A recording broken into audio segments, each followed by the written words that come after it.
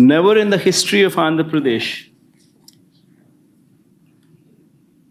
probably never in the history of this country, probably, we have ever witnessed such a situation where you actually have a situation where if somebody were to visit a temple, people have been barred from visiting temple. These are the notices given to YSRCP cadre, MLAs, corporators, sarpanches, MPTCs, ZPTCs, this kind of cadre. These are the various notices.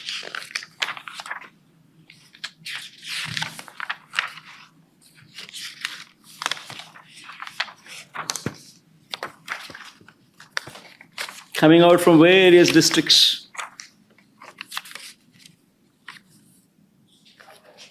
And you know what these notices say? They say, even though they are in Telugu, I would translate them into English for better understanding. The notices say that the ex-Chief Minister Y.S. Jagan Mohan Reddy is visiting Tirupati Devasthanam, and that program does not have the approval of the government. And if any Karyakarta participates in this program, cases would be booked on them. That is the gist of these notices. And such kind of notices were given to the YSRCP cadre, MLAs, everybody, corporators, by cops.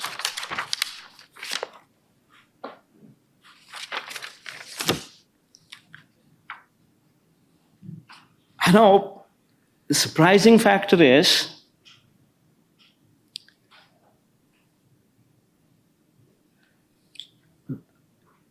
an ex-chief minister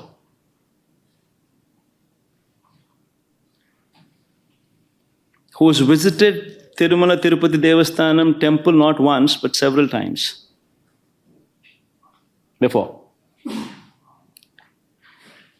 Even before becoming the chief minister also, during the beginning of my Padayatra and also during the end of my Padayatra after concluding my 3,648 kilometers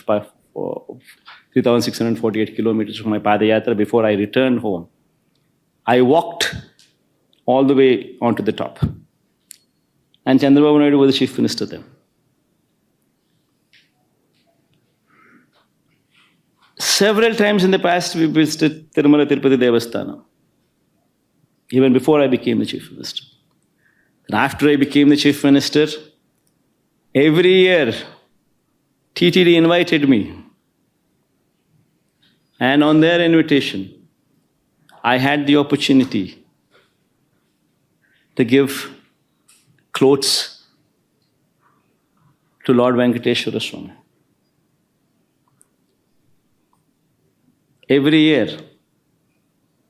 And today, to divert the topic from the deeds that have been committed, from the faults that have been committed by Chandrababu Naidu, they have brought up another topic onto the forefront, barring people from entering the temple.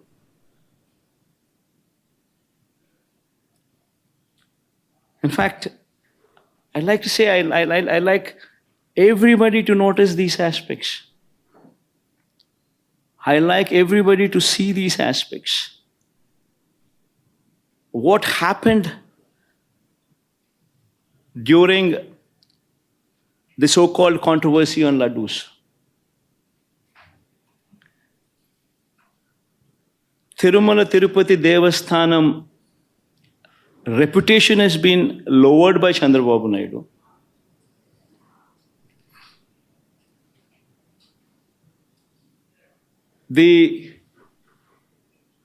The pride of our Laddus was diminished by Chandrababu Naidu. He intentionally planted a seed of doubt that the Laddus were not good to eat,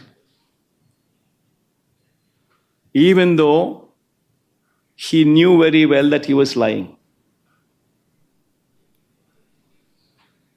I mean, if one were to just see the facts, what took place. See this, the concept of this procurement of material for preparation of laddus or preparation of prasadams is not new. This has been going on for decades.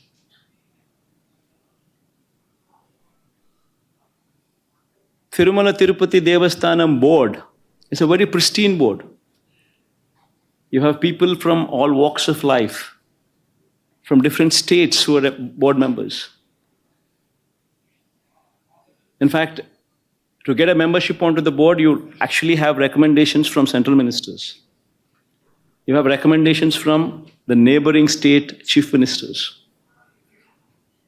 Such is the esteemness of this board. Such is the pristine of this board. And these board members work there in a very transparent manner, with the only intent to ensure that whatever they do it for the good of the temple. With that motto in mind, they work. And as far as these tenders are concerned, it's a routine process. Every 6 months, procurement of tender happens. Procurement of these materials to prepare the prasadams or laddus is a routine practice. The government does not get involved. It's an autonomous body. It's the board which takes the decisions.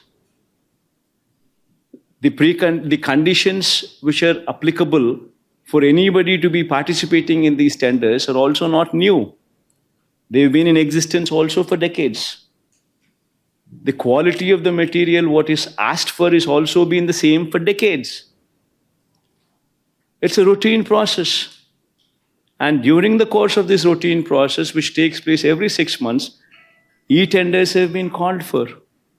And based on the e-tenders, people who've quoted L1, people who've quoted the least, people who qualify, people who participated, people who've quoted the least, automatically gets the tender. And that is approved by the board. This is the normal routine practice. And just not, the process doesn't just stop there. The process is that after they get the tender, it's not just one company alone who once again is going to be participating for the whole of it. The other participants also get 35% of the quota if they were to match the price. So all these people supply ghee and these kind of materials whatsoever are required every 6 months during this course of the tendering process. The process just doesn't stop there. The process is, after they are qualified and given the work order, these people are supposed to supply material, and every tanker that they bring in should be accompanied by NABL approved lab certificates, reiterating the quality of the material that they brought in. It doesn't once again just stop there that they bringing in a certificate which is approved by NABL.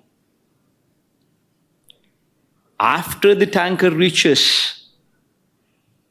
TTD, Tirumala Tirupati Devasthanam, accompanied with this certificate.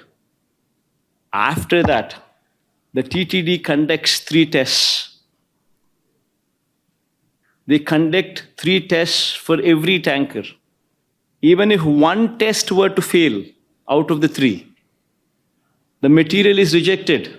The tanker is not permitted to go ahead. Forget about the commodities being used in the preparation of laddus or prasadams. It is not even permitted to enter. It is rejected. This is a robust practice which is in existence for decades. Even during the regime of Chandrababu Naidu also, 14 times during 2014 to 19, 14 to 15 times tankers were rejected and sent back. And during our regime, during 2019 to 24 also, 18 times the tankers were rejected and sent back. In fact, this is something to be boasting about. That such is the robust practice which is in prevalence. That even if somebody were to do some mischief, the tanker is not even permitted to enter the premises. It is rejected even before it goes that far. That is the practice in Tirumala Tirupati Devasthanam. Such is the robustness of the testing practice which is prevalent there. And we should be boasting about such practices. Rather than that, rather than boasting, what did Chandrababu Naidu do? What did this chief minister do? I will just play 3 clippings. What happened during the course, one should understand. 10 days have been called. 10 days, the material was supplied. On June 12th, the first material which is reached Tirupati was on June 12th. June 12th, by then Chief Minister, who was the Chief Minister by then? June 4th itself, the results came out. June 12th, it was Chandrababu Naidu's regime which was in prevalent. And the first container, the first tanker came on June 12th. June 12th, 21st, 25th, July 4th, whatever the tankers have come, they all passed through the tests. Good for everybody. They passed through all the 3 tests and then they were permitted to go in. Then again on July 6th and July 12th, 4 more tankers came in which did not pass the test conducted, which did not pass these 3 tests, which were 3 tests conducted on every tanker, and they were rejected. They were not permitted to go inside. While this is the reality of the case, that the material was not even consumed, it was sent back because they have failed the test. What did Chandrababu Naidu do? On July 6th and July 12th, the 4 tankers which came in, which did not pass the test and which were sent back because they did not pass the test. This was reiterated by the Tirupati EO, who is an IAS officer posted by Chandrababu Naidu himself in his regime. And what did he say? See, these reports which were rejected in 3 tests, which were rejected because they did not pass these 3 tests, were sent to NDDB, Gujarat. This NDDB Gujarat lab also came into the picture for the first time. Usually TTD does not, over the decades, never sent their sample all the way to Gujarat. Usually the samples are sent to CFTRI, which is Central Food Technological Research Institute, Mysore. But for some strange reason, first time, NDDB Gujarat was brought into the picture. Fine. On 6th and 12th, when these tankers came and when they were rejected, these samples were once again sent to NDDB. On July 17th, Then July 23rd and 17th, July 23rd, they also received the results. While the tankers were never permitted to go inside, they were rejected. Now, while this is the reality that the tankers were not permitted to go in, the tankers were rejected, and a show cause notice was issued to the supplier that these tankers have been rejected and sent back, along with a show cause notice. While this is the reality, what happened during the course? On 23rd July itself, the EO of TTD confirmed this information to the media. I'll just play that tape. The EO on July 23rd itself categorically told very clearly that the samples did not pass the 3 tests. The samples were sent to NDDB, and these tankers were rejected. So that means the government was aware that the tankers have been rejected and the material was not consumed. In spite of this, on September 18th, that is 2 months later, Chandrababu Naidu makes an intentional statement misleading the facts. Now, what does he say? This man, Chandrababu Naidu, knowing very well that the material has been rejected, it did not even enter the premises of the TTD, yet this man callously, or rather intentionally, lies, spreads misinformation, says that this material was consumed and it had animal fat in it. Now, what happens after that? After September 18th, September 19th, the so-called confidential report from Gujarat, the NDDB report, the so-called confidential report from NDDB Gujarat is released from Telugu Desam Party office on September 19th. And even in that report, there is a disclaimer which clearly says that this report is not accurate. This report very clearly says that these are the S values, these are the standard values, and these are the deviations. However, these deviations could have taken place because of various factors such as these. That is the disclaimer. And in these disclaimers, they very clearly say that if at all the cow's milk is obtained from an exceptionally high feeding of pure vegetable oils, such as repressed oil, cotton, or palm oil, such deviation in S values could take place. If at all a sample is collected from cows suffering from serious underfeeding, also you will see deviations in S values.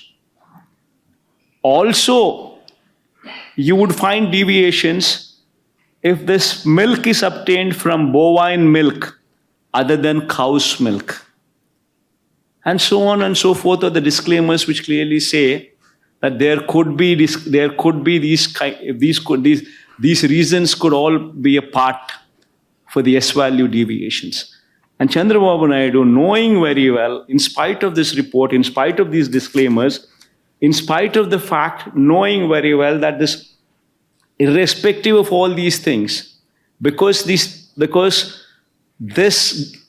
ghee did not pass through the 3 tests, was not even permitted to enter the TTD premises, and it was not consumed.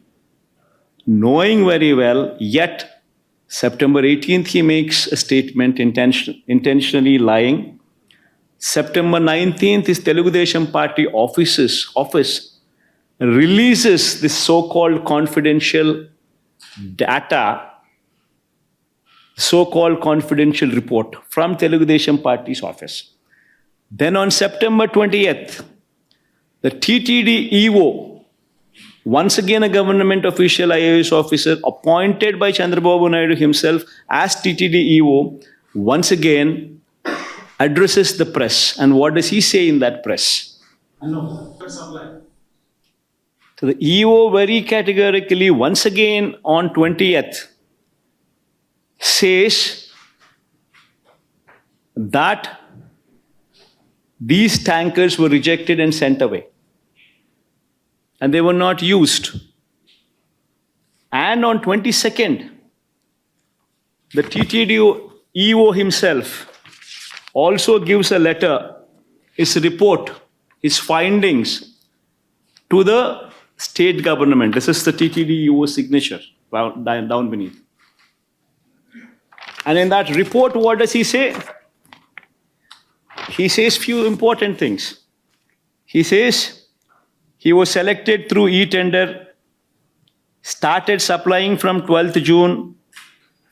However, his 2 tankers on 6th July and 2 more tankers on 15th July were found to be of poor quality during physical verification. Accordingly, all the 4 samples were sent to NDDB lab, Anand, Gujarat, confidentially, I repeat this word confidentially for testing its quality. Confidentially. Then he further goes on to say, the adulterated cow ghee tanker supplied by the dairy was returned back and stopped further supplies. And a show cause notice was issued to them.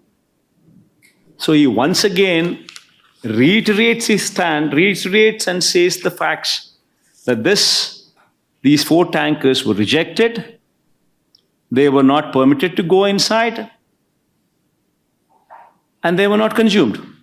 And yet, in spite of this, on September 22nd, once again, Chandrababu Naidu goes ahead and once again lies.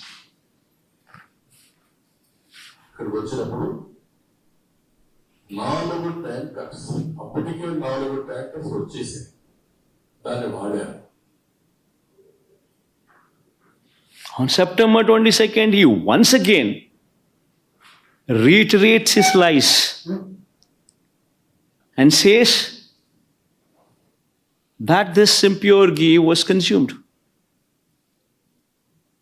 Now, a chief minister intentionally deviates from facts, knowing very well that these are the facts, deviates from facts, intentionally lies. How is it fair? Bringing down the reputation of our temple, bringing down the reputation of Lord Venkateshwara Swami, bringing down the reputation of our prasadams, of our Laddu prasadams. Is that permitted? Is that permitted? I ask the so-called BJP party, which actually boasts themselves as representatives of Hindutva, as representatives of Hindu religion. I ask BJP one serious question. If you're sincere, if you're truly representatives of Hinduism, would you support this?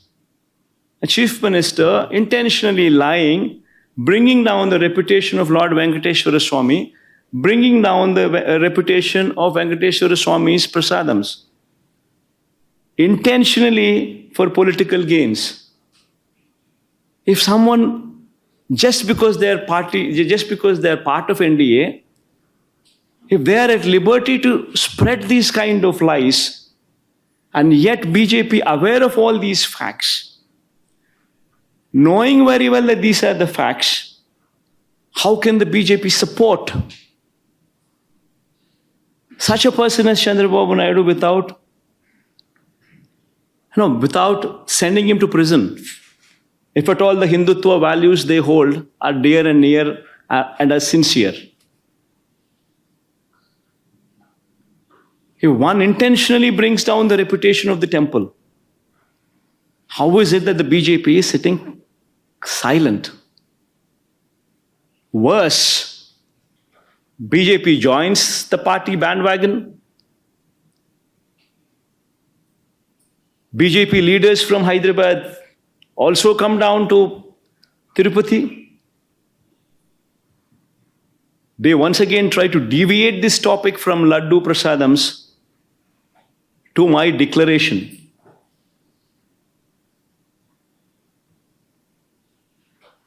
I seriously ask, all these people I ask, repeatedly these people say, what is my religion? I tell all these people, you want to know my religion? It's not new. Everybody in Andhra Pradesh knows who I am. Everybody in Andhra Pradesh, everybody in this country everybody knows who I am. Everybody knows who my father is. Who is my father?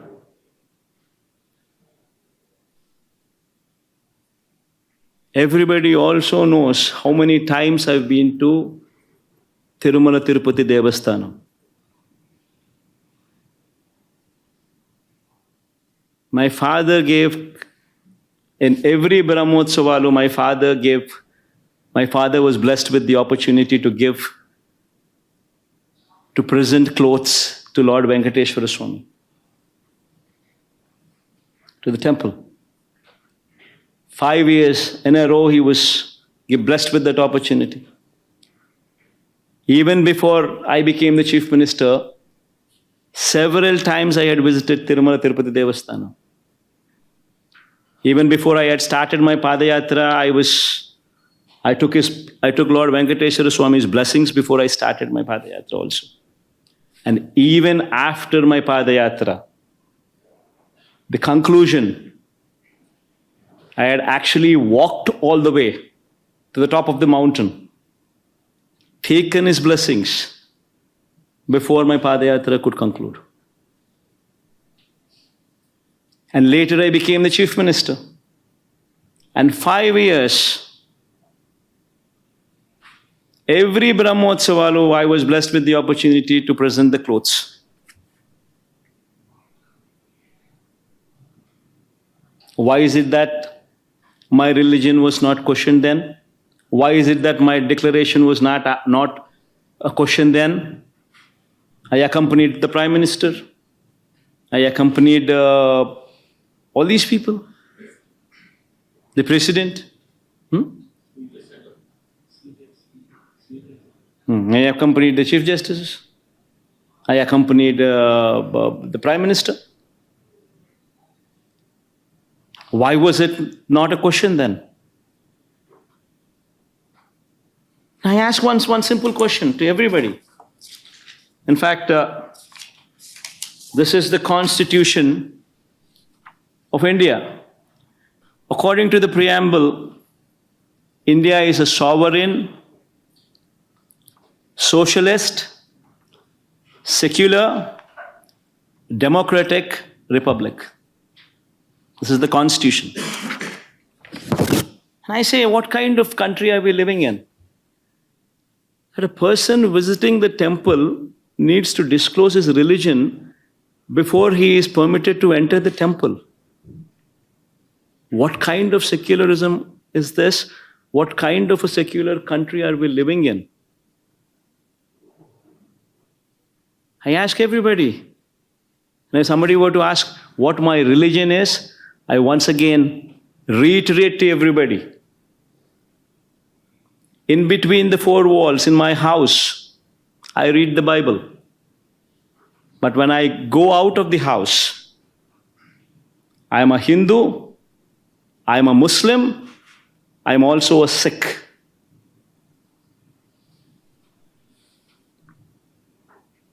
I practice their religion, I respect their religion. I am an Indian. Someone were to ask what my religion is, humanity is my religion. You want to have a declaration on that? Please go ahead and have that declaration as mine. Humanity is my religion. One should seriously start contemplating as to where they stand on secularism, what this country stands for. If someone like me, who was served as a chief minister, is given these kind of notices,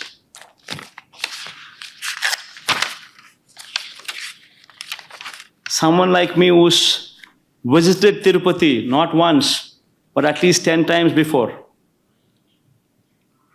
as a chief minister and before that as well, today, for political reasons, is being given these kind of notices.